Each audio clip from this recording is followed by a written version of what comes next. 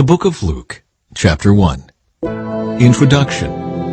Many people have set out to write accounts about the events that have been fulfilled among us. They used the eyewitness reports circulating among us from the early disciples.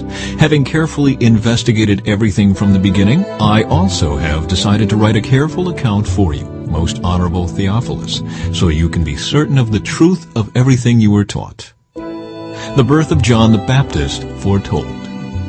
When Herod was king of Judea, there was a Jewish priest named Zechariah.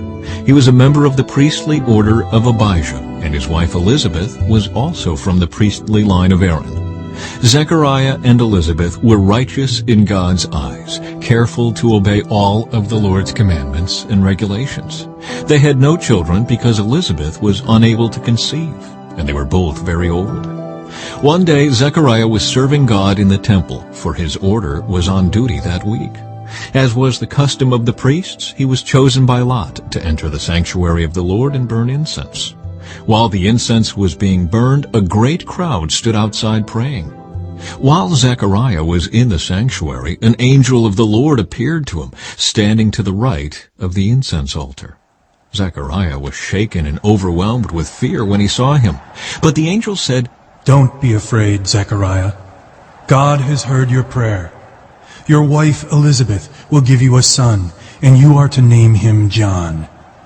You will have great joy and gladness, and many will rejoice at his birth, for he will be great in the eyes of the Lord. He must never touch wine or other alcoholic drinks.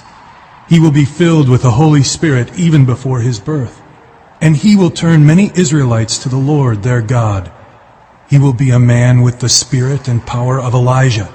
He will prepare the people for the coming of the Lord. He will turn the hearts of the fathers to their children, and he will cause those who are rebellious to accept the wisdom of the godly." Zechariah said to the angel, "How can I be sure this will happen?